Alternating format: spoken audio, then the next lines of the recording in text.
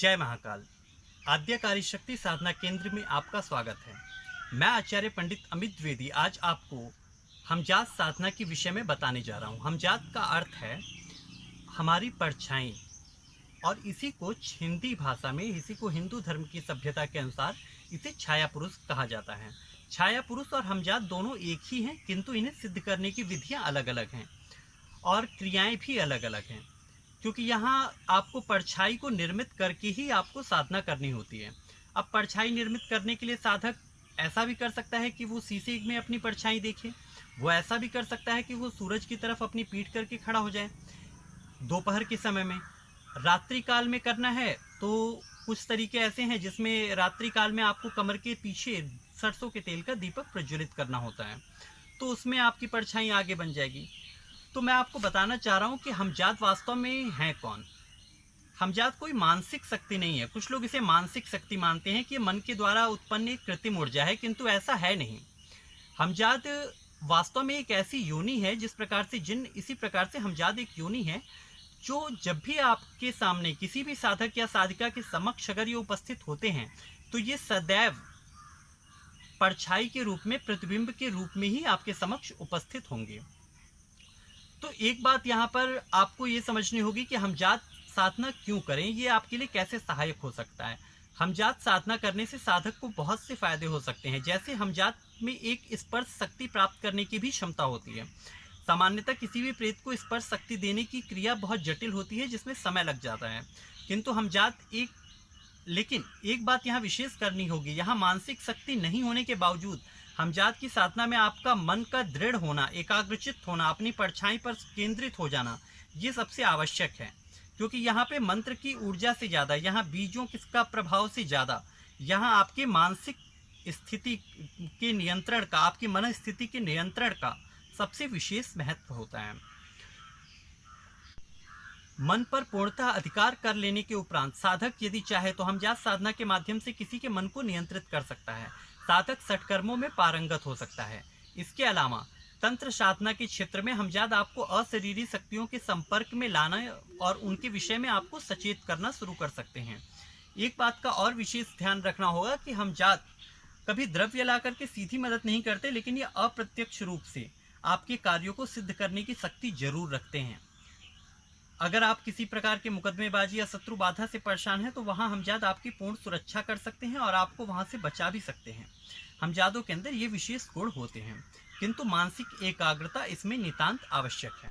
आज जो विधि मैं आपको बताने जा रहा हूँ ये सिफली का अमल है, और सिफली के अमल के माध्यम से हमजात को सिद्ध करने की ये विधि है।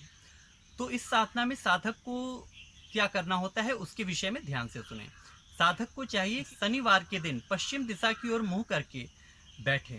साधक को इस साधना में काले रंग के आसन का प्रयोग करना चाहिए और कमर से पीछे की तरफ में लगभग करीब 2.5 हाथ की पीछे दूरी पर आप एक सरसों के तेल का बड़ा दीपक प्रज्वलित रखें, जो कम से कम सवा पहर अर्थात 3 घंटा 40 मिनट लगभग 4 घंटे जल सके। ये साधना आपको रात में 11 बजे के आसपास शुरू कर देनी है और करीब 3 बजे तक, क्योंकि इसमें 4 घंटे सवा पहर का आसन इसमें सबसे जरूरी है। तो सवा पहर का मतलब हो गया लगभग 3 घंटा 40 मिनट। तो आपको इतना समय निकालना होगा। एक अंदाजे के तौर पे आप 4 घंटे बैठने के अभ्यस्त साधक होने चाहिए। इस साधना में साधक को काली हकीक की माला का प्रयोग करना चाहिए और दीपक प्रज्वलित करके साधक अपने आसन पे एकाग्रचित होकर बैठ जाए। काली हकीक की माला से इस साधना की जाप करें, लेकिन माला में 101 मनके हों। यहाँ 108 मनके की माला का प्रयोग साधक को नहीं करना है। 101 मनके की माला से कुल 31 माला साधक को जाप करना होता है। अपने सामने साधक को मिट्टी के बर्तन में पंचमेवे और एक मिट्टी के कुल्हड़ में शराब रख करके बैठ करके साधना करनी होती है। सुरक्षा घेरा का इसमें विशेष महत्व है। बिना सुरक्षा घेरा बनाए इस साधना को ना करें। इस साधना में साधक तमोगुणी तरीके से भी हमजात को सिद्ध कर सकता है, लेकिन उसमें साधक के लिए रिस्क और खतरा दोनों बहुत ज़्यादा, उसके लिए खतरा बहुत ज़्यादा बढ़ जाता है। एक बात का यहाँ विशेष ध्यान देना होगा कि जिस कमरे में आप बैठ के साधना कर रहे हैं वो लंबा होना चाहिए और आगे आपके कोई बक्सा या कोई अलमारी या बेड ऐसा कुछ नहीं होना चाहिए, क्योंकि परछाई अगर उस पर सीधी नहीं बन पाई और परछाई आपके उस सामान की वजह से मुड़ गई या टेढ़ी हो गई तो आपका हमजात जब भी आपके समक्ष प्रत्यक्ष होगा वो टेढ़ा ही आएगा। इस बात को यहाँ समझना जरूरी है। तो कमरा लंबा हो, कोशिश करें कि आप पीछे की तरफ में बैठें, अपने सामने परछाई को लंबा बनने का अवसर दें। जितना लंबा हमजात बने उतना अच्छा होता है। सामान्यतः ये परछाई 8 से 10 फुट तक की बननी चाहिए। ऐसी स्थिति में साधक की साधना पूर्ण रूप से सिद्ध होने की संभावना में रहती है। एक बात का साधक को और विशेष ध्यान देना चाहिए कि साधना काल में साधक को ब्रह्मचर्य का पालन करना चाहिए। मानसिक एकाग्रता दृढ़ हुए बिना आप इसमें पारंगत नहीं हो सकते, इसलिए इस क्रिया में समय जरूर लगता है।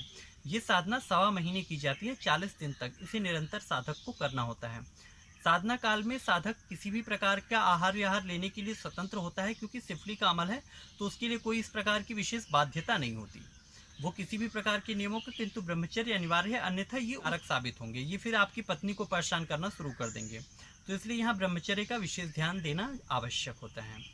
आशा करता हूँ कि आप इस साधना को सही ढंग से समझ पाए होंगे। अगर आपको हमारी वीडियो अच्छी लगी तो लाइक करें और सब्सक्राइब करें।